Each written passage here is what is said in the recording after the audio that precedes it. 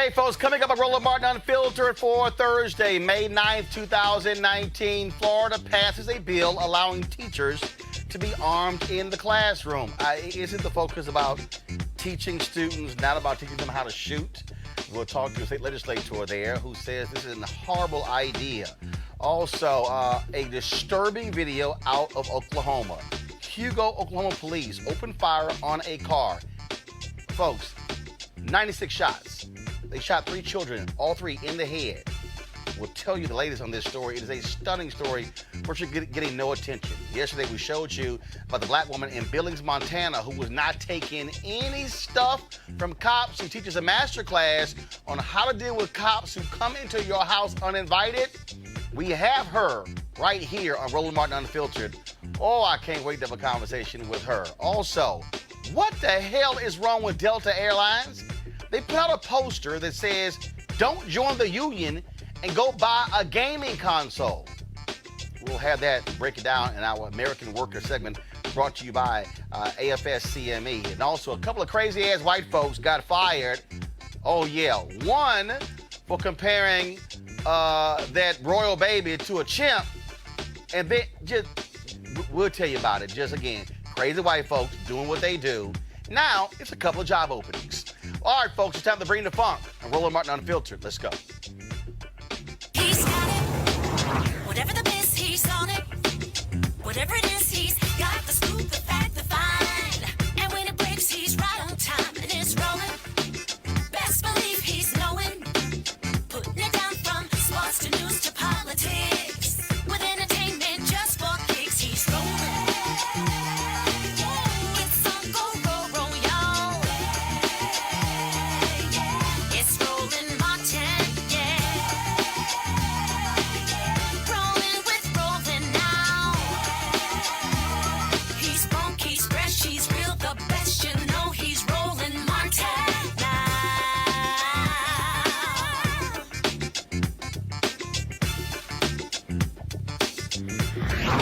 Martin. After a 2-day debate, Florida's House of Representatives, they have passed a bill that would permit teachers to carry guns in the classroom.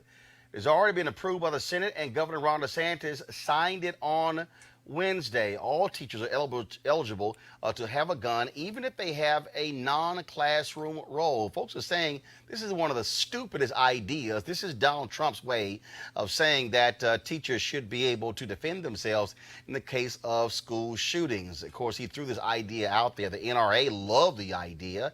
But State Representative Chevron Jones, a Democrat out of Florida, says it's pretty much an idiotic idea. Jones is right now on Roland Martin Unfiltered.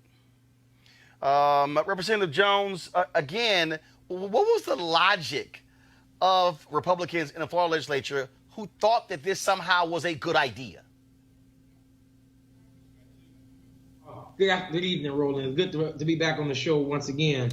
But I don't know what the logic was behind it, considering the fact that last year, when the legislation was proposed, it was only proposed as an idea for non-instructional staff to carry weapons. And there was an option for districts to buy into it. This year, they moved and said that they want to allow teachers to be able to do it. Now, mind you, there's no logic behind it. Donald Trump made it clear that this is something that was a good idea. Betsy DeVos said that this was something that was a good idea. But the Marjorie Stoneman Douglas Commission last year said that it was a bad idea.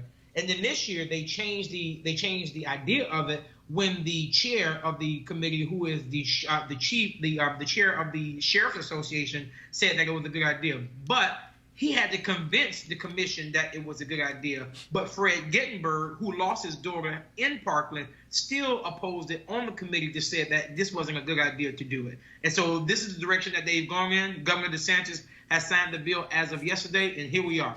All right, so what are the parameters? Are teachers literally allowed to have a gun holstered on their body walking around a classroom? So the first thing is that it's an option for the districts to actually sign into. That's one. But the second thing is we asked the question. There was a series of questions that came forth on the floor. The question was, does the gun have to be in a box? The bill sponsor's response was, it's up to the district. we did ask the question, well, does the what happens when the teacher needs to go out and to apprehend the active shooter? Does he or she leave the students and go out to apprehend the active shooter, or do she stay in the classroom? Her response was, it's up to the student. They gave no clear rules, no clear parameters of anything. Everything that they gave was, it's up to the district, allow the districts to create what the parameters look like with House Bill 7093. So you could literally have all kind of different rules where one district could say teachers can walk around in guns. Another one could say, hey, it has to be in a locked box. Another one could say that it could be on a shelf. That's sort of like idiotic that you would pass such a law and then just say, hey, districts, up to you. Now, here's the other deal. Yeah. Could the districts also say no guns? Yes. So so you have like Broward County and Miami-Dade County. Those districts have said that they're not allowing teachers that have guns. They have given options. But Roland, but I would have everyone to know this, that they have tied the dollars of whether or not you join into the Guardian program with whether you get school safety dollars. And that's what their plan was for last year. So the plan was either you sign into this deal of this option of the Guardian program, or you don't get any school safety dollars. And so it's a lose-lose situation that has come about within the state of Florida. And we fought like hell. I kid you not. The Democrats fought like hell. And I commend my colleagues for how we did on the floor to ask all the questions to let them see that what you're proposing is not only dangerous, it's a dangerous experiment. All right, Representative Jones, we appreciate it. Thank you so very much. Thank you. All right, folks, so let's go to our panel here. Joining us in studio is Malik Abdul, Vice President, Black Conservative Federation. We have, of course, Dr. Greg Carr, Chair, Department of Afro-American Studies, Howard University, and Dr. Cleo Monago, Socio-Political Analyst and Activist. Malik, you're Republican. Good idea, bad idea? Well, I think I'm not totally opposed to it. What concerned me is the inconsistency in how and what you discussed as far as the parameters of it. I think that it's a good idea to have districts be able to decide, some of those things, but I can't imagine any district. It was good to hear, for instance, like Miami-Dade County, Broward County, they opted out of it, but then the other problem is, of course, as the representative said, is that being tied to dollars. So you think it's fine that teachers should be armed in classrooms? Yeah, as someone who supports the Second Amendment, I do, and probably most of us do, I don't have the same view of people with guns. Like I know members of my family, I know grew up with concealed carry, even in my community. So I'm not afraid of the idea that a gun may be in a place, any specific place, and I do believe that most gun owners are definitely responsible. Yeah, but here's the deal, though, Greg. Bottom line is, look, you're a professor. I've been an adjunct professor. I can't think about walking around a classroom with a gun on my hip. What happens if that gun discharges? Even if, okay, folks, the odds of that being low, we have numerous stories where those things have actually happened. And so then how do you explain that to a family of a child gets shot or killed accidentally because a gun goes off in a classroom? You don't. In fact, one of the things the legislature would not include was a Democratic amendment to have some training about bias. I mean, teachers are just as racist as anyone else. That's right. But I mean, there are two separate issues here, I think. One, of course, is the gun issue, and there's no legitimate intellectual defense for the Second Amendment historically. It was passed at a time in this nation's history when they didn't have an army. It was about a wartime militia. It had nothing to do with this foolishness we're talking about now. So on the substantive issue, it's really indefensible. But the other issue is the slice and dice nature of this extreme right-wing white nationalist movement in the GOP to try to remake the electoral map. Of course, you got two illegitimate governors, one in Florida, DeSantis, and the other in Georgia, Kemp, passing these extremely divisive things, this heartbeat bill, and now this gun legislation. And there are 8 other states that allow non-security personnel to allow guns in school by school employees. But more importantly, by leaving it to the districts, what you're doing is trying to slice and dice up Florida. The district that Marjorie Douglas is in said they're not going to allow it, but then the next door district may allow it. What are you trying to do? You're trying to dismantle any notion of a cohesive state logic in advance of these continuing campaigns to retain GOP control at the state level. Cleo. Well, my concern is who's going to protect the children. Because, for example, all these people who get to have guns tend to be shooting at black boys and black men. I'm concerned about that. I also want to ask the brother who was just on if there are going to be background checks for teachers who get to have these guns. Because there are some kind of background checks, but not necessarily around having guns. So that's going to be part of this legislation. And I was wondering, another concern is that guns have a impact on black boys in terms of a stress. It increases stress, it increases anxiety, which can impact the capacity to sustain learning and concentrate in class. Some of these accusations around black men's or black boys' capacity to concentrate and study in classrooms has to do with unresolved or unaddressed trauma by living in society and not having any clear analysis of where they live, and they just are confused, and it impacts their capacity to focus. Plus, the curriculum doesn't affirm them. So you're gonna do that with guns? I'm real concerned about this mix. The job of a teacher, you're trying to educate. Yeah. And so now part of your deal is literally, I got a gun in the classroom? Yeah, I don't think. I mean, what happens? Let's take it further. What happens if there's a teacher, if a district allows for teachers to actually walk around with a gun on their hip? What happens if a teacher gets attacked by a student and they get control of the gun? Yeah, I wouldn't be supportive of that at all. What? Of the idea of them actually open carry in a school. I wouldn't be supportive of that at all. So, but here's the point though. If the whole point is there's a school shooting, you want teachers to be armed.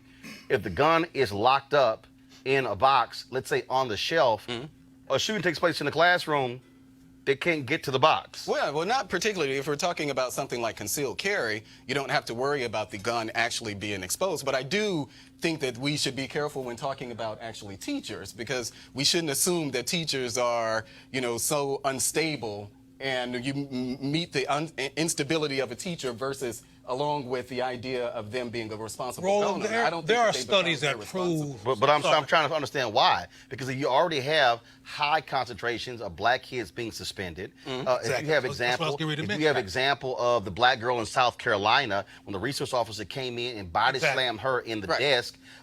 Again, you don't know. I mean, I can show you some other videos where teachers have gone off, substitute teachers have gone off on students. Things can escalate very quickly. Absolutely. You now are putting a gun in a classroom. You don't know what happens. What you do know right now is that knowing there's not a gun in the classroom can lead to somebody not getting shot. Well, watch this, bro.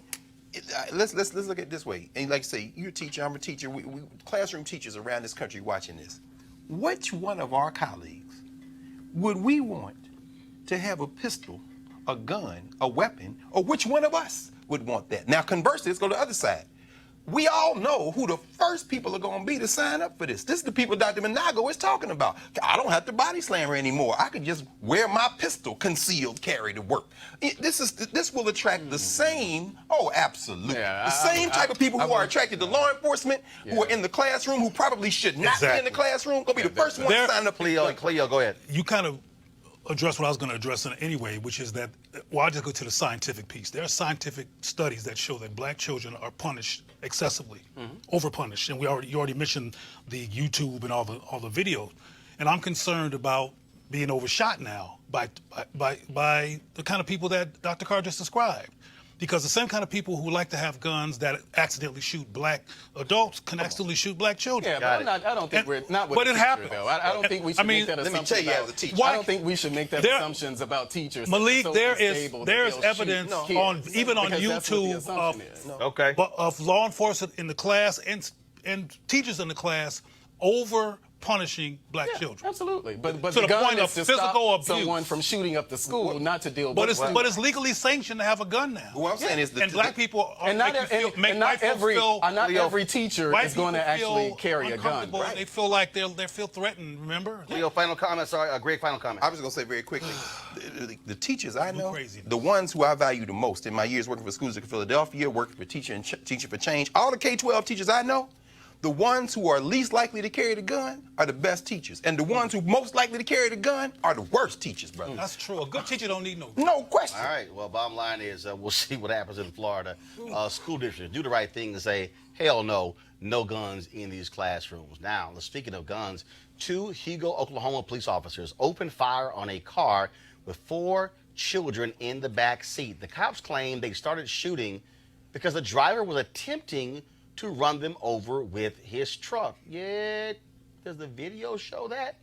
3 of the 4 children were shot. The 4-year-old daughter was shot in the head and has a bullet in her brain. The 5-year-old has a skull fracture, and the 1-year-old baby has gunshot wounds on her face. This is a story that was done by Channel 4 KFOR out of Oklahoma. I want to go ahead and play this video for you. So check this out. Another officer-involved shooting. Yeah, this time 3 children were hit by bullets.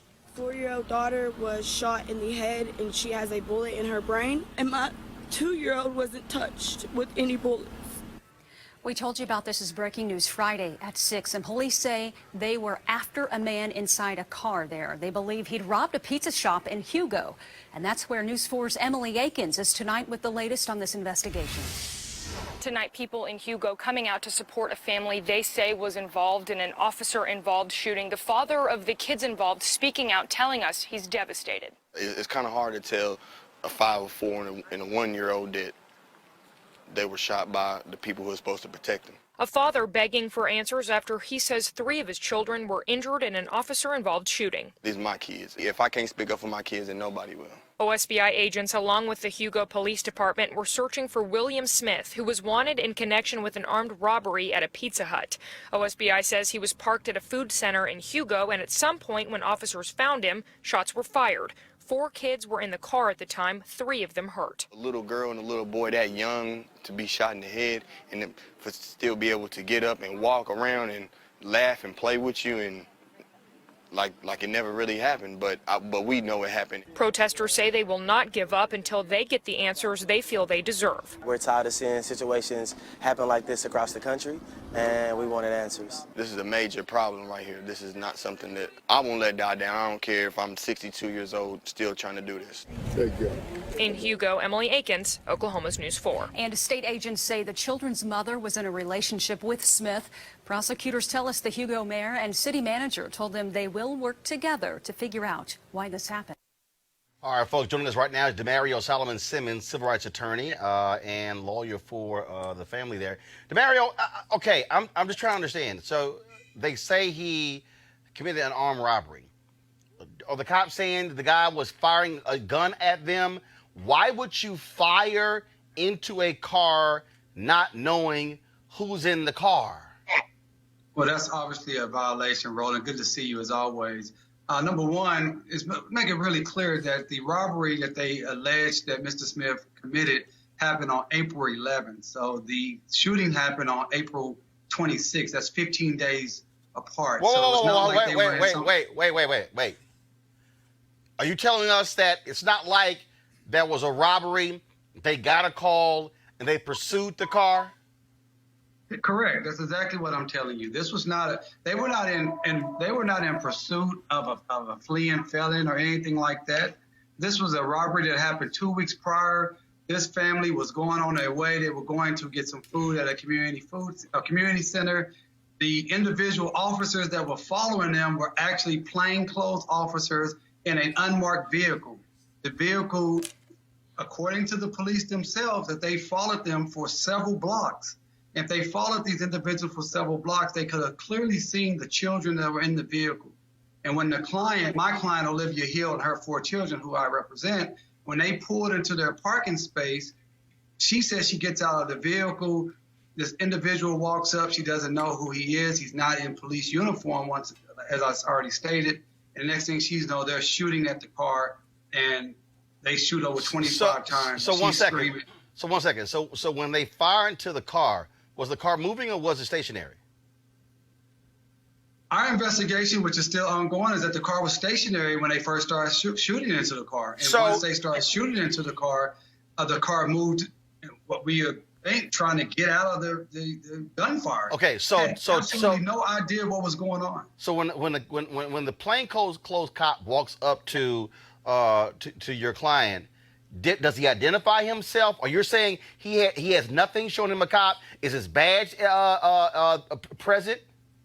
Yeah, our investigation, there was no identification that they were law enforcement. We've talked to several witnesses who were on the scene. I've been to Hugo twice in the last 4 days. I've talked to people that were there when the shooting happened and people that were there shortly thereafter. And what they tell me, a totality of everyone I've spoken to, is that it appears that the car was being shot at while it was stationary, and that these individuals were in an unmarked vehicle. This vehicle did not have any identification as being law enforcement, and the two individuals, they were in plain clothes. The city said they did not have any type of body cam. We're told there's no dash cam. So all we can go on is what our clients and the witnesses are saying and what the police have said. And it looks like to me this was a unnecessary, unjustified bad shooting based on what I know right today. Wow, that is absolutely crazy. And again, what's the latest condition of the 3 children shot? Well, by the grace of God, they were not killed in the hail of gunfire, but they did sustain serious wounds. They were all 3 of the children that were shot had to be airlifted here to Tulsa, which is a 2.5-hour drive away. They were airlifted here and went into emergency surgery. They removed the bullet out of the brain of the 5-year-old young girl. She has a very large cut or wound on her head, which we don't know if that's going to ever really heal. Will she be disfigured for the rest of her life? She's on medication to keep the swelling of her brain down. And what the doctors are telling the family is that they have a very strong concern that she may have a lifetime issues with seizures. Obviously, we hope that doesn't happen. With the 3-year-old who was shot in the head, he still has a bullet or a fragment of a bullet in his head. It broke his skull or fractured his skull, and they were afraid to go in and try to remove the bullet because of the location of it. They thought it would be too risky. The 1-year-old who was shot in her right below her left eye, and it came out of her chin area.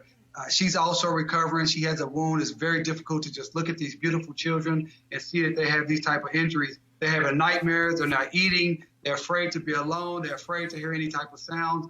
And they all keep saying, are we going to get shot again? Why are we getting shot at? It's very, very sad. All right, Demario Solomon Simmons, certainly. Demario, I'm sorry. Keep us updated what's going on, and we'll, thoughts, prayers certainly go out to that mother as she's dealing with this tragedy. Appreciate it. I appreciate it, Roland. Thanks a lot. All right, folks. Talk about how we deal with cops. That really was the basis of this video, where this sister in Billings, Montana, just let these 2 cops know you just cannot roll up into my house and do whatever it is that you want to do. We showed the video yesterday, and so I want to show it again before I bring her on. And so this video has gone viral. It has, last I saw, about 2.5 to 3 million views just on Twitter alone. And so check this out.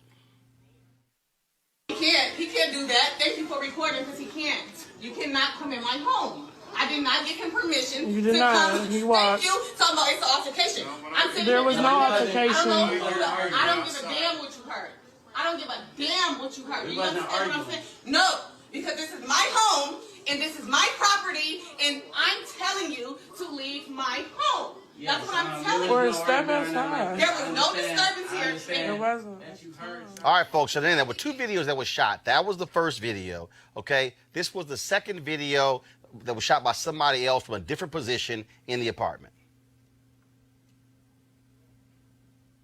He heard us talking loud because I'm a loud ass bitch. That's why. That's why. I asked you to leave my home now. Excuse me. Thank you. Sorry, there's not a problem going on. I don't see why you First of all, step you in. can't just walk in my home. Yeah. I understand what you say. You got to talk the talk basically, but we Kevin, argue with this man is not. He's nobody. He is talking I don't as a know. responsible adult. I'm talking as the person who runs this house. That's what I'm saying. I don't give a fuck about what you talk about. Shut the fuck up now. You shut up. I don't care what he's talking about. This is my house. I pay these bills. You crazy? At your head coming up in my house? You must be crazy coming up in here. Sorry, talking about you heard something. You heard me talking. I talk loud and I'm aggressive. And guess what? You did not knock on my door. There's no weapons here. There's nothing going on here. And you are violating my rights, sweetheart. Right. Now, tell me that I'm fucking wrong. You can't, because I'm not wrong. You're violating my rights. You do not come up. Shut up! Shut your mouth! You do not come up in my house. You do not come in my home without my permission. Period. might get called. I don't care what you got. Hey, I don't care. I don't care what you got. Because guess what? If I had just came in the house and smoking a cigarette, this door would have been closed and your ass would have had to knock. You do not fucking come in my house without my permission. With your white ass, and I'm black, and I'm scared of you. So guess I don't care. Right. I don't want to hear it. I don't want to hear it. That's why you're screaming. I'm screaming because so I'm screaming because you're in my space. This is my home. This is where my kids live. How I know you wasn't coming up here with a fucking gun? Black people killer? How do I know that? I don't. So guess what? I'm aggressive. I'm being hostile, like you guys call us, because you done came up in my home. Go get my leash from downstairs now. Like I don't know my rights. Stop playing. You got the wrong black girl on the right day, baby. What do you want? What do you want? There's no problem. What did I say? There's no problem. I got this. I got this one. No, What do you have? What do you want? You guys could just walk out because there's no problem. What do you want? That man is the intelligent one in this house. What do you want? Guess what? You about to walk out my home though, because I know my rights. Yeah, Bye. No, Bye. Goodbye. Goodbye. Shut your ass up, Kevin. Do what I told you to do. Goodbye. I know my rights. They cannot walk in my home. Because if this door was closed, they would have had to knock. Don't ever do that again. Thank you. I don't give a fuck. I know my rights. All right, we're trying to get Angela Whitehead on the phone, but I want to go to my panel here. Greg, I want to start with you. We showed you the previous story, okay? Plainclothes cop walks up to this sister. She's got 4 kids in the car. They start firing. 3 struck in the head. We think about the story out of Florida where the cop was convicted. Black man, side of the road, 2 o'clock in the morning. Here he is playing in the church band. Cop, unmarked car, rolls up on the guy. Brother ends up dead. Cop lied, left and right. The reality is, I don't care who you are. If you're black, and when a cop pulls up in your rearview mirror, your reaction is not the same as white people. It's not. I remember a story that we did where there was a brother who was doing a survey, and he had multiple cameras around his car. And the cop walks up, and gun is already unholstered, hands on his weapon. And the brother's going, "Why is your hand on your weapon?" And what he did not know is that the brother with his particular car had like 6 cameras on the car. And so he had all these different views. Black folks, our encounters with cops lead to death a lot faster than white folks. Absolutely. I mean, as we were watching it, we were talking, and I know Cleo got something to say about this, Dr. Monago. As a black man, every time you see those cops, man, and these guys in Montana were hunting. They were hunting. Clearly, they either traced that license plate or whatever, and they decided they're going to go after this, and they're going to empty this clip. But the point is, as you said, and there's a playbook. No, not Montana. That was Hugo, Oklahoma. I mean, Oklahoma. Right. Oklahoma. This was in Montana. This was Montana, okay. But thank you, the Oklahoma case. But there seems to be a playbook now. Go plain clothes, be aggressive, and get ready to empty your clip. Even when you announce yourself, Sandra Bland, Philando Castile, whip your weapon out. But as a black man, I'm looking at this, and she told that dude a couple of times, you back up, I know my rights. I'm thinking, we got to survive this. And that conflict in my spirit leads me finally to this. We just talked about the Second Amendment. What will be the day in this country when we fully embrace that Second Amendment? When a cop knocks on the door, you see a rearview mirror, you unholster your gun. Like, boom. I'm not even about to have a conversation with a cop. I'm not saying that I would do that. My generation may not, but there's a coming generation that may embrace that Second Amendment so fully that they revoke it. Cleo, you had the brother Kevin who was in the apartment. He was, and the cop says to her, she wasn't paying the bills here, that essentially he was the smart one in this household because he was trying to calm the situation. And the problem for who said he was the smart one? No, the cop did. Oh, okay. No, the cop literally says to her face, he's the smart one in this house. I didn't hear that. Oh, yeah, I heard it.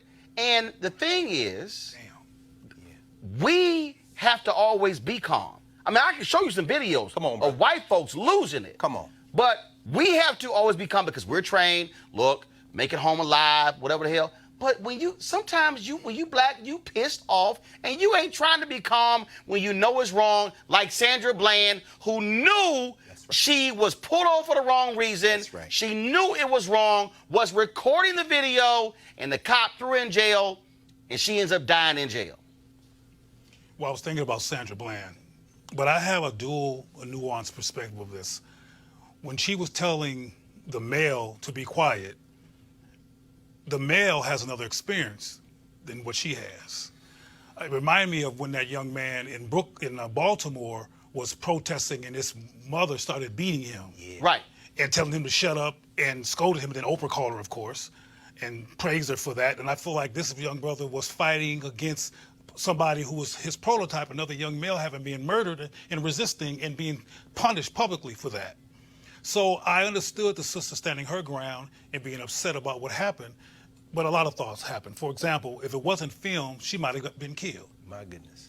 You know, because I believe that's what happened to Trayvon. I think Trayvon was being followed, like, what the? That's right. What are you doing? That's exactly what happened. And why are you following me? And then he tried to walk away and get away. Then the guy kept calling, and he's like, what? You know, what's going on here? And he wound up dead. Right. So this is a mixed situation that is saved by the videotape in this instance, even though they had the power to get rid of everything they felt like, but they backed up. Maybe she was so intimidating, they decided not to do anything beyond what they were doing. But I hadn't heard about the part about that's the smart one. Hey, guys, just here. No, I want y'all to do that because somebody on YouTube said, I didn't hear either. I want y'all to play it in the control room. Then I want you to find that spot. And it's probably towards the end. And you'll hear the police officer literally say that he is the smart one in this place. So y'all, please cue that up for me and let me know when it's ready, Malik. And that was an uncomfortable thing for me to watch, particularly because I think of the many conversations that we have with our black men, black boys about how to engage with police. Yes. Fortunately, she made it out alive. But there are many instances where we don't make it out alive. So again, it was very uncomfortable for me to watch. She stood her ground. Definitely. It wasn't uncomfortable for me. Yeah, well, it was uncomfortable. Oh, I was happy as hell to see this sister cuss them out and let them know this is my damn apartment. Yeah, you can't just walk up in my apartment. And their rationale was they heard something. Yeah. No, she seemed. I don't know how. And here's how I understand. Even if the door is open, if you a cop, you have to be invited in. Yeah. Hello. We police here. Yeah, we know all of that. You just don't walk in the damn apartment. But my point is that that's an uncomfortable thing to watch. And what I would not want to happen, as bad as it may sound, is that that's the approach that we decide to take when we're engaging with police. Because it may not turn out that way. Like Roland is saying, though, and I want us all to understand, is that this is not even her response was not a planned response. Right. It was based on a visceral issues response. about Sandra being murdered, about Michael Brown being murdered, about Tamir Rice being murdered, about Amadou Diallo being murdered. This woman has all that going on in her mind. She called him a white police or something along those lines because that's how she saw him as a murderous predator. So it's difficult to sit in the presence of a murderous predator and have cognitive clarity and absolute calm when she said she was scared. Yeah, but the thing is that our life depends on it, though. But like Cleo said, I mean, we're in the 100th anniversary of Red Summer. This is 1919 Chicago, D.C. Wow. Many of the race wars that took place in this country 100 years ago this summer were precipitated by incidents where black people decided, that's it. And like you said, it's not planned. It's a moment when you say, as Claude McKay wrote in his famous poem, "We must die." If we must die, let us nobly die. Come on. In other words, you know what I'm saying? So I'm saying to myself, as a man raised in the South, whose father had that same talk, I'm saying my impulse would have been, let me just get out of this alive. But I might have looked in his face at that moment and said, this is it, brother. Now, at this point, I'm going to end you. Here's why. First of all, I want to play, I think we have it right here, so press play. Let's see it. Period. When I get called, I don't care what you got. Hey, I don't care. I don't care what you got. Because guess what? If I had just came in the house and smoking a cigarette, this door would have been closed and your ass would have had to knock. You do not fucking come in my house without my permission. With your white ass, and I'm black, and I'm scared of you. So guess what? I don't care. Right. I don't want to hear it. That's I don't want to hear it. That's why you're screaming. I'm screaming because I'm screaming because you're in my space. This is my home. This is where my kids live. How I know you wasn't coming up here with a fucking gun? Black people killer? How do I know that? I don't. So guess what? I'm aggressive. I'm being hostile, like you guys call us, because you done came up in my home. Go get my lease from downstairs now. Like I don't know my rights. young black girl on the right day, baby. What do you want? What do you want? There's no problem. What did I say? There's no problem. I got this. I got this one. No, what do you have? What do you want? You guys could just walk out because there's no problem here. What do you want? That man is the intelligent one in this house. What do you want? Guess what? You about to walk out my home, though, because I know my Come mom. back. He said that man is the intelligent one in this house.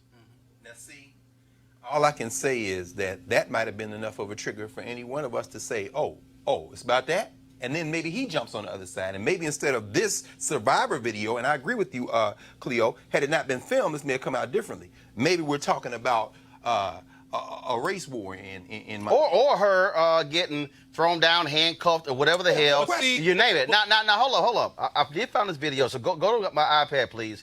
This was a New Jersey woman. This took place. So go ahead and do this here. You're just here as the rider, right? No, I'm not. Okay. I'm here as a concerned citizen and friend of the mayor and been in Tenafly for 20 years. I take full responsibility for them. And what is the reason they were pulled over? The driver has all the information. He'll tell you. No. I need to know. No, you don't need to know. That is my business card. I am the commissioner of the Port Authority, and I'm heading up over 4,000 police officers. Okay? So, if there's a problem, I think I have... There's no problem. Well, I think there's a problem. It's an unregistered vehicle. Okay, let's hear, why were they pulled over, first of all? Miss. Now, don't call me Miss, I'm Commissioner. Thank you. This is impacting me because I got 4 people who are coming back to my house, including people who live in New Haven attending Yale Graduate School, a PhD student. It's more of the way you just... Okay, now, first of all, that woman resigned. But here's the deal, okay? I remember when a friend of mine got pulled over, and she was following me, and then I'm like, where was she? Then when I circled, I came back, and the officer said, you can't come near this scene, okay? I had to, like, move back. This woman rolls up on a scene where she wasn't pulled over. I can tell you right now, if you black, that's not how that's going down. Let's go to the phone lines. Angela Whitehead joins us right now on the phone. Angela, welcome to Roland Martin Unfiltered. Angela? Yes, can you hear me? Yep, I can hear you. First and foremost, this video has gone crazy viral, nearly 3 million views on Twitter alone. And what we see is that you said in the video that you had just come from smoking, and then the cops, they say they heard something and just walked into your apartment? Right. So what happened was, I don't know if they got a car or something. Me and my husband, I was getting my hair done, but we was talking extremely loud, having a discussion extremely loud, argument, however you want to, put it. And maybe somebody called or something. But what happened was he just walked into my home. I was outside smoking a cigarette, and then I walked in. I went to go sit down, and by the time I sat down, my hairdresser was like, somebody walking in your house. And I was like, what? Somebody walking in my house? So I turned around, and he was in there. The first thing he said was, what's going on up in here? They got a call about an altercation or whatever. And immediately, that's when my hairdresser started recording, and then that's when you guys saw what y'all saw. You were not having any of it, and you made it clear that, look, you said, look. Wait, now I can't hear you. I'm sorry. Can you hear me? I said you made it clear you were not having any of it, and you wanted them out of your apartment. Not at all. I'll do the same thing again. I gotta ask, who is Kevin? Because you let Kevin know who's running this, and you don't need him interrupting you. He wants to speak too. Kevin is actually my husband. That's my husband. The fact of the matter is, and I said it on the Joe Madison show, I'm gonna say it on here. The intent was never for me to embarrass my husband. The intent was for him to shut the hell up because, like I said, we don't have to explain ourselves in our home. If we get put over, yes, we are going to be respectful. But when you come into my home, I don't owe you no explanation. So I don't care about what he was talking about. Now, Kevin, I love to talk to Kevin because it's very interesting because we were literally having that conversation with Cleo Managa was saying how black men and black women respond differently in that situation. Kevin, you there? Facts. And let me say this. Go ahead. And I was telling my husband that black men respond different because they more scared. Of course, we scared too, but they are more scared. They are more at risk. So, of course, they going to bow down. Of course, they, especially when somebody is getting out of a situation that, you know what I'm saying, is not best and prompt for them as far as, getting out of prison or just anything. You just don't know what's going on in people's personal life. And black men are scared of the police, period. And that's what it was. I'm not saying he was scared, but he was nervous and he didn't want no further altercation. So he was trying to tell them, that's what black men do. They want them to shut up and get off their face, so they tell them whatever they want to hear. And like I said, had we been in the car, that would have been just fine. Right. Had you pulled me over, that would have been just fine. But I don't owe you anything in my home. I'll pay the rent here. If I could holler at Kevin, that'd be great. Because I think he speaks to exactly what Cleo was talking about. Is he there? Now, I don't want to misconstrue that and make it seem like my husband don't pay no bills. Because he definitely pays bills, and he definitely runs this house. I run my mouth, he runs the house, but, it follows. Could I holler at Kevin? Yeah, you can. Hold on, real quick. They want to talk to you. You're excited? Hear you on live. I think it's mine. Yeah, let me get the baby. Hello? Hey, Kevin, Roland Martin, how you doing? All right, how about yourself? I can barely hear you. Can you hear me now? How's that? Yeah, I can hear you. So before you and Angela got on the phone, we were having our panel conversation, and Cleo Monago made a point that how black men and black women respond differently with cops, and Angela just explained it. You wanted to keep calm. You didn't want. Well, what was it for you? You didn't want this thing to escalate. Is that why you took the same position you did, and she took a different position? Yeah, because I have to protect my wife at the end of the day, and I didn't want it to go to a certain situation at the same time. At the same time, she can speak up better than I can, so I just let her have the floor. And obviously, because again, we played the video, she was making it perfectly clear to you she was handling this situation, and she was not happy those cops walked in. First of all, when they walked into the apartment, were you in the living room there? Were you stunned to see them walk in? Yeah, I was kind of stunned, but I was kind of stunned, I was just like, whoa, what's going on? Were you scared? And I looked up, and she was already there. And so, well, I appreciate it, Kevin. If I can speak to Angela, that'd be great. All right, here she is. Thank you. Angela, Hello. Angela, are you shocked at how this thing has gone viral? Because a lot of black folks, a lot of sisters and brothers saying that's a hero because they like how you took no stuff and how you handled the cops. I know, baby. Hello, I'm sorry. Yeah, I said, are you surprised how this video has gone viral and how a lot of brothers and sisters are applauding you because you did not take any stuff from these cops and you did not want them in your apartment? I know, and you know what? I really appreciate it. It's been like so much love, like everybody hitting me up with so much love. I mean, got a little bit of negative, but mostly not. I mean, I really appreciate it. Shoot, like that's just Angela, not on a regular day, but that's who I am. Well, you made it clear. No filter. You made it. Well, yeah, that's why you on Roland Martin Unfiltered. You made it clear in the video that you are aggressive and that's how you roll. And it's not like as many black folks in Billings, Montana. And so I'm sure folks there also know who you are as a result of this video. Right. I went to Hardee's today, and they was like, "Are you the girl in the video?" I was like, "Oh my goodness, yes I am." Well. So yeah, it's been getting a lot of attention. I mean, I never thought it would do it like this. To be honest, it was Kevin's idea to put it to post it actually. And so well, first of all, we appreciate Kevin posting the video. And again, it goes to show again the reality of what happens when you're a black man, a black woman in America, and how we respond when police come into our spaces uninvited. Right. It definitely does. And it's definitely a difference. And, you know, behind every strong black man is a stronger black woman, and that's me. All right. Well, Angela Whitehead, we appreciate you joining us on Roland Martin Unfiltered. Thanks a lot. Well, thank you so much. We appreciate you letting us get an opportunity to say our side, especially letting my husband hop on. That was a big deal for me. I appreciate that. All right. Absolutely. I'm always looking out for the brothers. Always. I appreciate it. You take Team care. Whitehead. All right. I appreciate it. Thanks a lot. Thank you so much. Roland? I know. Khalil, go ahead. I remember, and I don't mean to be controversial in case that's the result, but I remember the audio in the video of Sandra Bland being quite similar to her. Yep. To that cop. Not taking no stuff, castrating him verbally in terms of talking about this is how you become a man and stuff like that.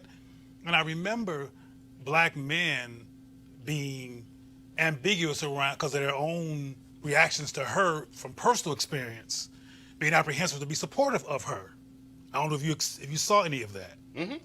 And what comes to mind is the necessity for us to have a conversation as black people to understand each other and to contextualize each other's rage, which is often misdirected. Because it was misdirected rage and unresolved perspectives of black women's justifiable rage that had some brothers in quandary about whether I should support Sandra or not, who was murdered. You understand what I'm saying? And I imagine, I haven't read any of the mail in response to, or the Twitter in response to her yet, but I bet there's some brothers going, I don't know if I want to support her because she just castrated Kevin in front of the whole world. No. I mean, first of all, again, this is why. I'm not saying that's my perspective. No, I got it. Go ahead. This is why people have to support Roland Martin Unfiltered. In addition to the fact that that's probably a commercial loop now. She is completely unfiltered. But this is the only place you're going to hear this nuanced conversation. That's right. Now, did you hear what Kevin said? He said, I have to protect my wife. Mm-hmm. See, when the thing went down, it was boom. First of all, you got networks going on. She's got her hair fixed. Her hairdresser's on the one, on the phone, the police coming up. But the man got caught completely off guard. You also heard her say, if it had been in the car, we could have handled it differently. And what you say, She said, I would have handled it differently. Listen, this is the important context. And I'm sure we've all been in this situation where we've been driving, or you see law enforcement or whatever, and black men always know where the police are. It could be 3 blocks back. I know this cat is on the left, right? And then in a car with a woman, I can't count the number of times this happened. And I said, I go to police. She'll look, don't look. Wow, because if this thing starts, right, I've got to finish it. Right. When you heard Kevin say, I've got to protect my wife, that's not fear. What that is, if these white boys come in here, now I got to die. Right. You know what I'm saying? So I guess what I'm saying is this is so complex. And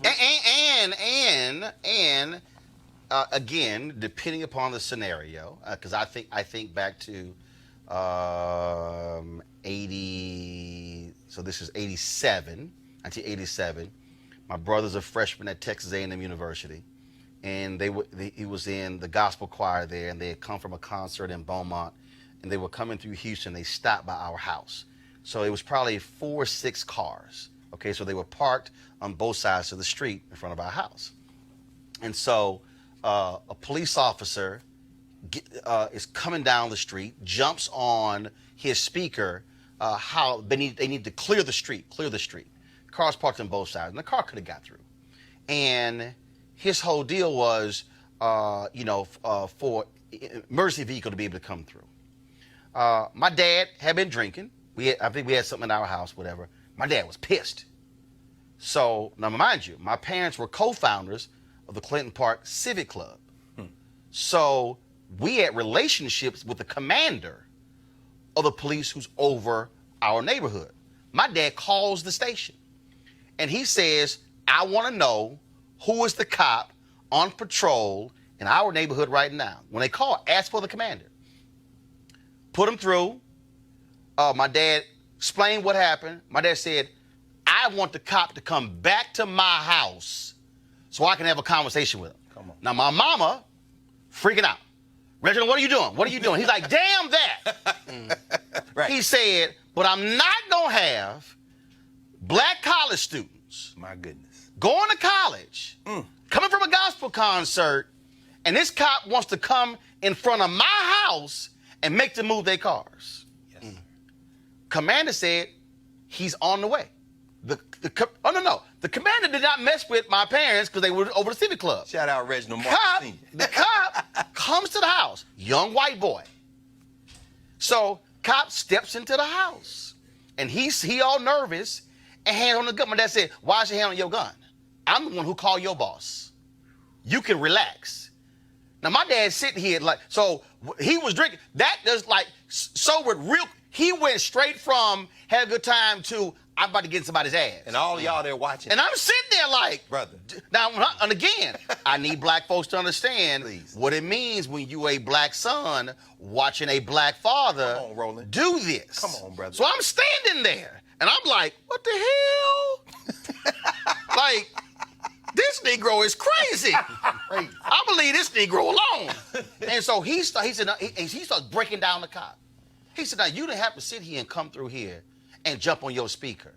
He said, we're not going to be here long. Well, sir, we need to be able to, for if something happened in the ambulance. He said, no.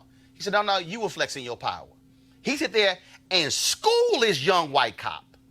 And the young white cop, I'm sure he was like, who the hell is this black man that I got called to come back to his house? Who do you think he is, a citizen? But the thing that was interesting was, again, the fear of my mama.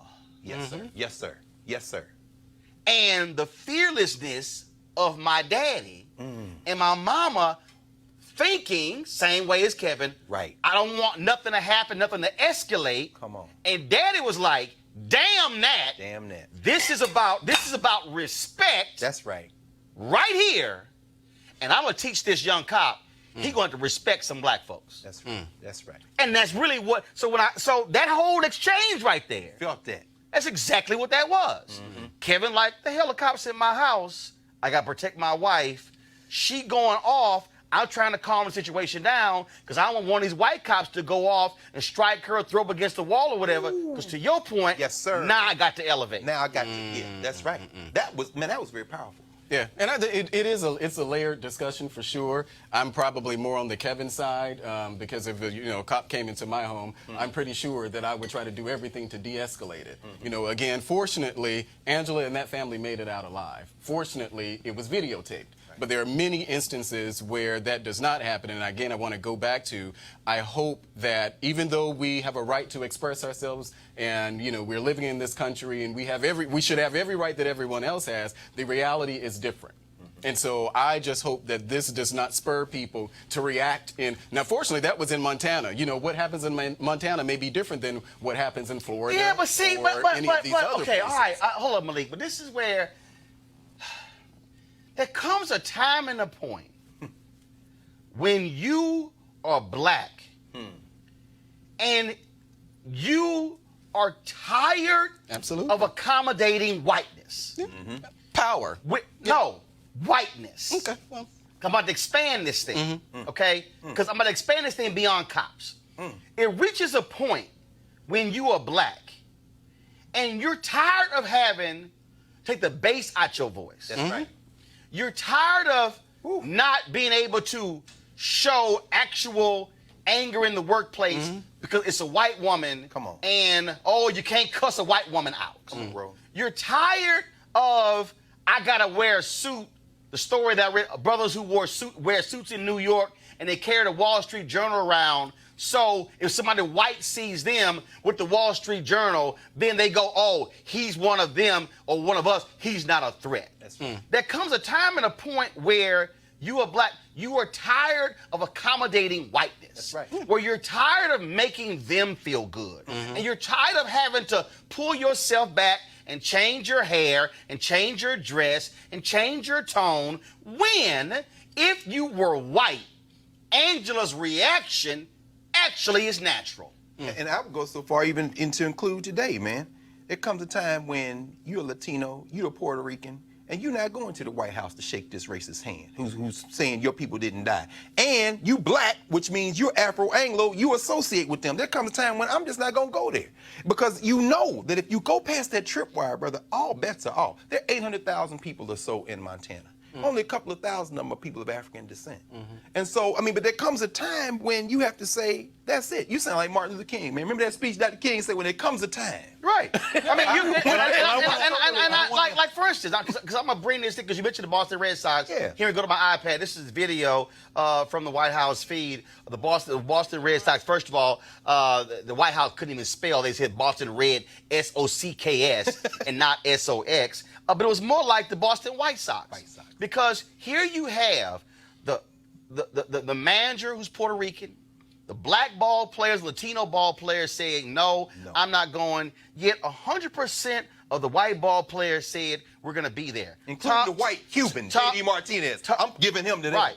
There you go. Tom Warner, who's the owner, he says, well, this thing wasn't about race. But the reality is, it shows how we see this thing differently, and it raises the question in the case here of why are the white ball players afraid to stand with their manager and the black ball players who say something is foul here. Just like when you had Chris Long, one of the few NFL players who stood with Colin Kaepernick and Malcolm Jenkins and whatever, and so what it says is that, oh yeah, we are teammates up to a point.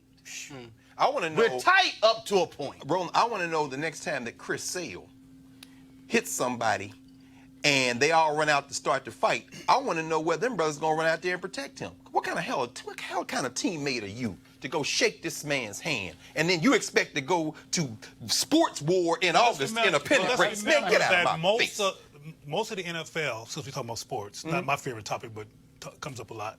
So we're talking about the NFL. Well, in this case, baseball. Well, go ahead. Okay, well, sports. Most of these sports consist of predominantly black males pushing the balls and hitting the balls and doing stuff with balls, right? Except baseball is predominantly white. Okay, all right. Well, see, I didn't know. But the point I'm trying to make is this. In the case of Kaepernick, most of the football players did not step up, right? Oh, yeah, it's very true. Most of the black period. players. And the point that came to my mind when you were talking, Roland, is that, and this is clear from my perspective in terms of how you've come out as somebody who's self-actualized, who has a critical analysis, who is clear about black phenomena and can also articulate it, deconstruct it, and articulate it. Most, from my studies in cross-country travels and engagements of black audiences, that's not the story. That's not everybody black's story. Oh, very true. There's not a black father who knows whoever that was. First of all, I scare black people. Right. Well. No. Let's just be clear. Well, no. When I was at CNN, the Negroes at CNN. No doubt. Oh, no doubt. No. Let me be real clear. Yes, sir. They were, and y'all know who y'all are. Unfiltered. Don't let me start doing roll call. Oh, no doubt. They would tell the black people, I don't know, Roland's radical. And there was a sister who was saying, she said, oh, you don't understand. That brother's taking arrows for your ass. You don't even know. How about you? He's fighting fights that's benefiting your behind, and you don't even know. Folks right now with primetime hosting jobs. Oh, yeah. That's right. Again, they eating took right. arrows. That's right.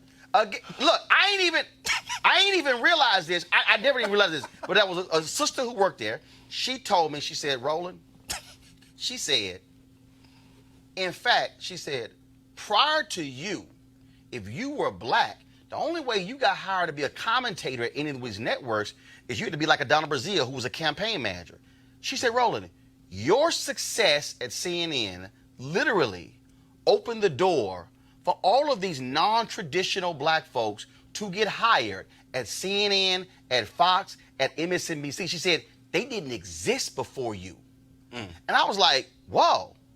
But then she said, but in your blackness, you did not put your blackness on the shelf to accommodate whiteness, she said, which made it possible for the folks to come in with braids. For the folks to come in with blackness. And so to your point, I'm talking. To your point, when you, to your point, somebody has to be willingness to be black and bold and beautiful and say, I can't accommodate whiteness anymore.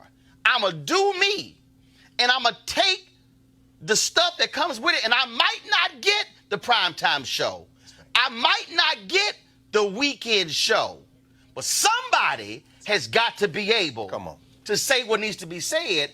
And that's why, and that's what I'm saying. So there's a lot of black folks in corporate America, same way. They scared, but it requires a level of unapologetic blackness to say, no, I'm not doing it. Go ahead. And to have that transformation from disorientation and confusion around what to do to clarity, the teacher has to understand how to be in the position of a lack of clarity, to walk them into clarity. That's the point I want to make. And you also are right in that, for me, having a strong black father and a strong black mother, and I identify, and my mama sometimes get upset because she's like, you talk about your daddy, but there's a reason why I identify with that, because Dad's 72, just turned 72 April 25th. I identify with strong black maleness, and it ain't, come to me, and it ain't toxic masculinity, and it ain't hyper-masculine. No. What it is black maleness as unapologetic. That's right. Now, Roland. That's right. Most people who know me in my neck of the woods know that I'm unapologetic. That's right. Not a white accommodationist. No. And real clear that your story, though it wasn't at CNN, is quite similar to me in terms of affect.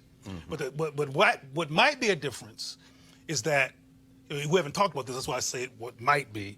I have met tons of confused, disoriented, accommodating black people who, on the unconscious basis where their common sense was trying to get out, was hungry to be powerful, but thought assimilation was how you get power. And copying white people is copying power, so therefore you're powerful. And that's not true. But my point is that it was because I understood how to understand where they were that I was able to guide lots of people from confusion into clarity and self-love, instead of them being worried about, which is what they were worried about, Roland, is offending white people. Precisely. That is our concern. And I'm talking about babies and children, because they don't have a critical analysis. Your daddy and your mama, they did an example, whether it was direct or indirect, of you actually witnessing critical analysis, power, and not taking those stuff. And I'm gonna close with this because this is so important. Go ahead. We have to start not getting mad at people for being clueless, because no one chooses to be clueless. It is a consequence of clueless guardianship. Not them saying, I'm going to be clueless on Thursday because I don't got anything else to do. They don't even know the language of power. We have to teach them with respect, love, consideration, and methodology to go from that place to this place. And we have to understand, or let them know that we understand where they are. Greg, how they got Malik, and we're going to close it out. Very quickly, in the spirit of what you said, Dr. Menago, let me put the Boston White Sox into their framework so everybody can analyze. Y'all heard Boston White Sox. Yeah, Boston White Sox. Okay, the last team to sign a black... Real White Sox is Chicago White Sox. Boston Red Sox. No question. But just so y'all know, he said Boston White Sox for a reason. The reason they were there today was not present. Those were those non-white ball players. The last team in white Major League Baseball to sign a black free agent in the 1990s, the team that hung their entire reputation as they lost for almost a century on their hero ball player, Ted Williams, whose mother was Mexican, who stood at the Hall of Fame induction and said, you got to let these Negro League ball players in. Why? Because Ted Williams was not white. And who never won a championship again until they imported all those Afro-Latino ball players, from Big Papi David Ortiz to the man whose number they would not give that racist today, and that was Pedro Martinez, who wore number 1 from the Dominican Republic for the Boston White Sox, and they didn't give him a jersey with number 1 on it today. Why? Because that number's been retired in Boston, because that black man brought them a championship. They gave him an 18 instead. The Boston White Sox, most racist team in Major League Baseball, embarrassed themselves today, but y'all don't talk about them being white. Why? Because if it weren't for the blacks, they wouldn't have no damn championship to begin with. And before I go to Malik, the last baseball team in Major League Baseball to sign a black baseball player, Jackie Robinson came in 1947, was the Boston Red Sox. Come on. In 1959. They were the last Major League Baseball team to sign a black ball player. Malik, your final thoughts on today's show? Yeah, I just have 2 points. One, I don't think it's fair to judge the players who decided to go to the White House, to really judge them negatively. Well, it's, and I would say, go ahead, finish your point. And I would say the same thing for people if they chose not to go visit Obama. So I'm consistent with that. Secondly, I don't think that it's fair, and if we're going to talk about, just be factual. only a handful Well, didn't visit with Obama. Not massive numbers like Trump. But go ahead. Or not. I just want just for a fact. Go ahead. If we're going to have an open conversation, if we're going to have a layered conversation, I think it's also important to acknowledge that no one owns blackness. So I get told a lot that I cannot be black. I cannot be black and woke and support Donald Trump. I reject it because you can't tell me how to think. You can't tell me how to think. You can't tell me what. You have a C conversation that we did A and B earlier. Well, I'm just. But my point is. Wait. Finish your point. But my point is that if we're going to have a conversation, then that requires people on the other side to understand and not tie my blackness to who it is that I choose to support as president or any politician, because that does nothing to move us forward to any larger, more prominent place. It just keeps us divided. I don't know. No, wait. So this is very simple for me. Mm-hmm. When we have these conversations, right? It's not a question of blackness. It's a simple question of black concerns. Mm-hmm. So, for instance, those of you who saw the Skip Gates Reconstruction documentary, that was a black man in Mississippi who voted to strip black people of their voting rights because he was benefiting from white largesse. There have been black people who have made decisions that have gone against significant number of black people for their own reasons. Yep. Are they black? Yes. Biologically. They are, but the question, so when you say question blackness, what I can do is question somebody's black and their intent. Mm-hmm. What I can do is question, but simply by stating facts as it relates to the position. So I dare say this. If you are supporting somebody who does not truly support the policies that are affecting more than one black person, when you have a Department of Education that's rescinding civil rights rules that impacts black kids, when a Department of Education that rescinds the rules when it comes to suspensions that predominantly impact black kids, when you have a Department of Justice that has reintroduced private prisons on the federal level, when you have a Department of Justice under Jeff Sessions, continued under Bill Barr, that says that they are going to pursue the highest charges possible, when you have an administration that consistently is targeting black folks when it comes to voter suppression, then I dare say if you are black and then you are still supporting that same person, then that means you need a mirror. I'm not questioning your blackness. I'm questioning whether or not you fully see what this person is doing to black people. But it assumes that I can't think for myself. No, that's not what I said. But hold up, Malik. Nowhere in what I just said that you cannot think for yourself. Right. What I did say is that being black and supporting an individual who is doing all those things that I mentioned that has a negative effect on a significant number of black people requires a mirror. Can I ask Malik a question? Sure.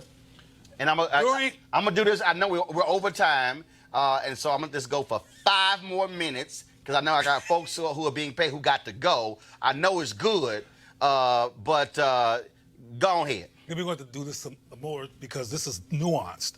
During Trump's State of the Union, when did black people come up in visual and literal terms? I'm not sure.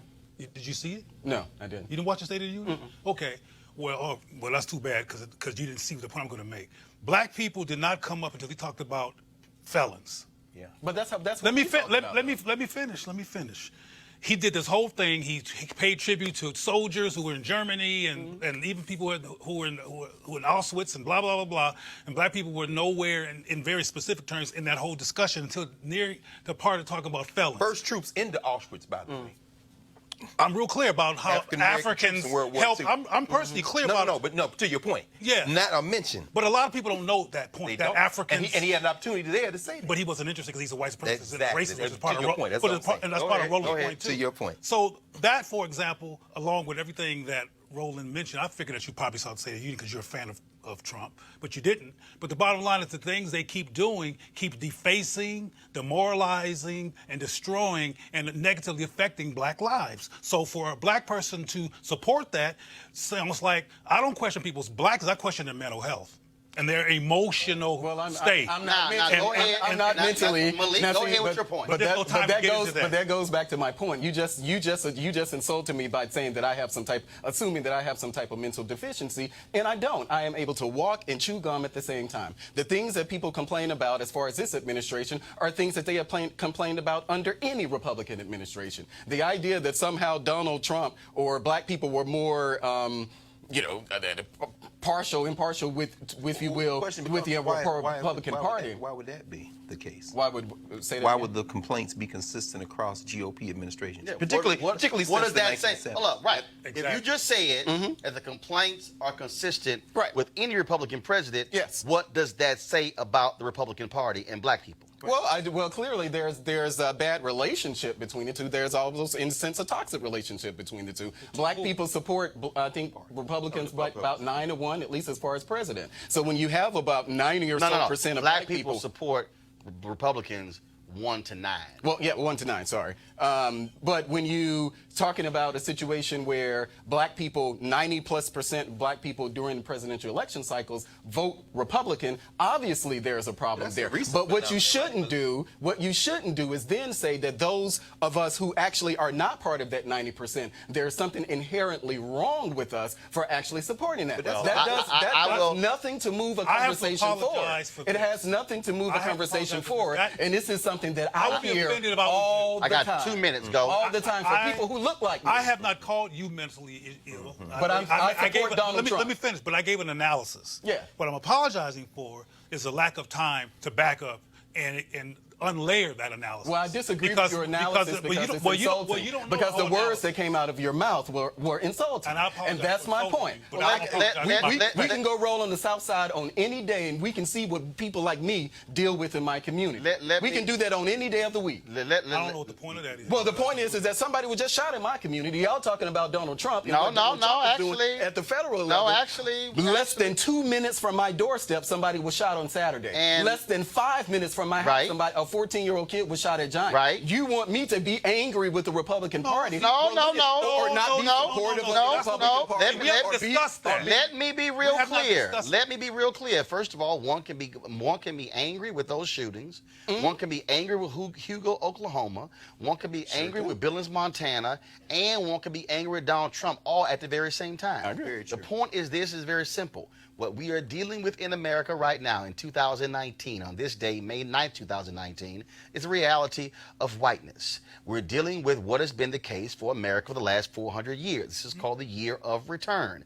In August, we will deal with the 21st odd Africans arriving in Virginia on 1619. We're dealing with the fact that America still has not come to grips with the issue of race. We're still dealing with the fact that whether we talk about police departments, political parties, whether we talk about what's happening in the business community, we're dealing with that. We're dealing with me coming here today looking about this unbelievable movie called Fast Color, which tells a story of 3 black women with superhero powers there to protect themselves, and yet Lionsgate, the company that put the film out, had all white male marketers who said, we have no idea how to market this film to an audience. The movie was about 3 black women who are superheroes. That's an easy marketing job. And you might ask yourself, I'm not understanding. Lionsgate, yes, the same company that owns Starz that puts out Power. Lionsgate, the same company that actually distributed Tyler Perry films. The same company that somehow knows how to reach black people but could not figure out how a movie directed by a white woman starring Gugu Mbatha Raw and Lorraine Toussaint,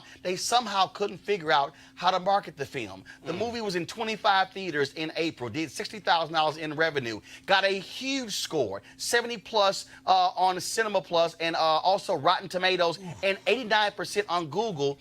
And they couldn't figure out in 2019 how to market it to black people. And this is after Black Panther. I'm laying all of this out for you is because we're still dealing with whiteness in America.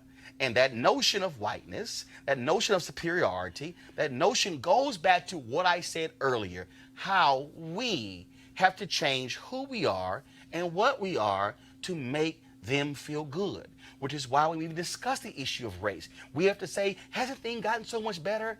Because we have to make them feel better. All I'm saying, y'all, is to y'all out there, and I've been seeing y'all post, and some of y'all like, oh man, we also need this to go longer, which is why you got to support it. There it is. No, there it Because, no, let me help y'all. There it is. Because come on, bro. You can't tell me that if Roland Martin was white and created this show, you would not have folks lining up, throwing major dollars at it. That's right.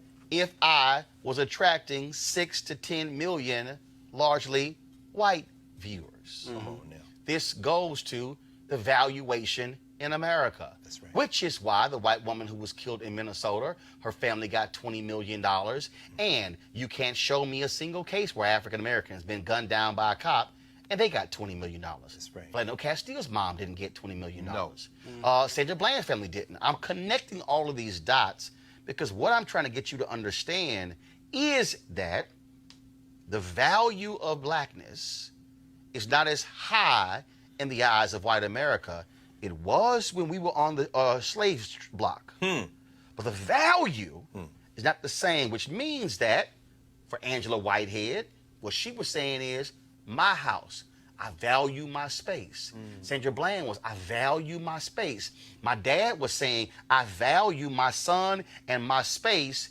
And I'm trying to get y'all to understand that we have to value our space in order for us to change the paradigm and to have a real shift.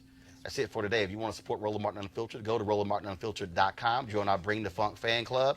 And if you needed any other reason to understand why you must support this, all you got to do is watch this restream and look at the last 1 hour and 19 minutes. Holla.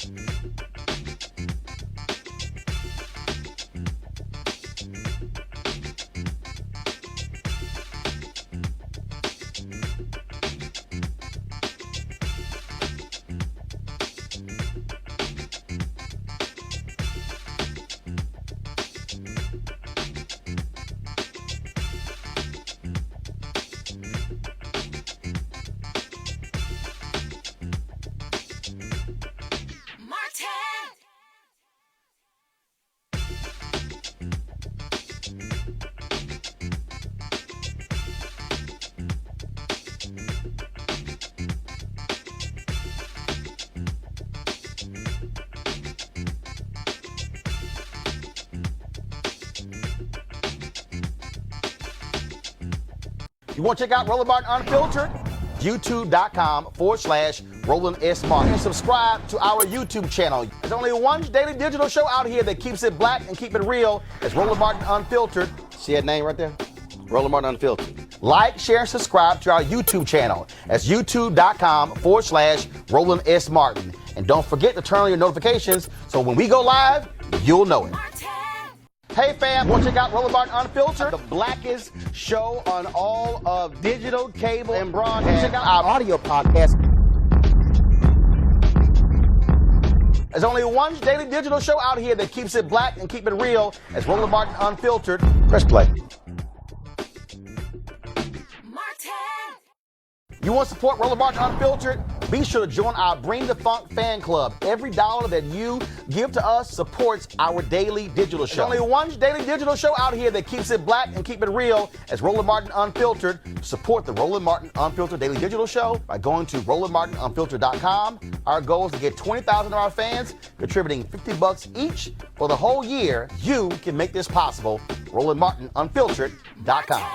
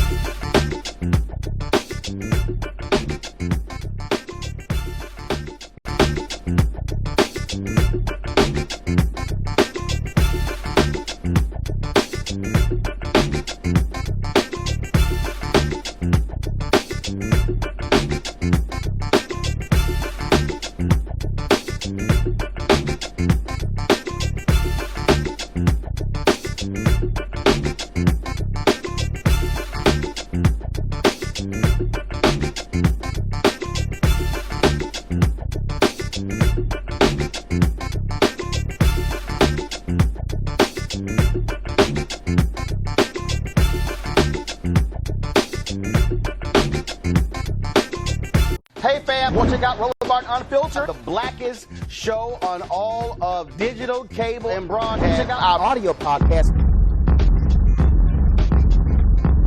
There's only one daily digital show out here that keeps it black and keep it real. As Roland Martin Unfiltered. Press play. You want to support Roland Martin Unfiltered? Be sure to join our Bring the Funk fan club. Every dollar that you give to us supports our daily digital show. There's only one daily digital show out here that keeps it black and keep it real. As Roland Martin Unfiltered. Support the Roland Martin Unfiltered Daily Digital Show by going to RolandMartinUnfiltered.com. Our goal is to get 20,000 of our fans contributing $50 each for the whole year. You can make this possible. RolandMartinUnfiltered.com.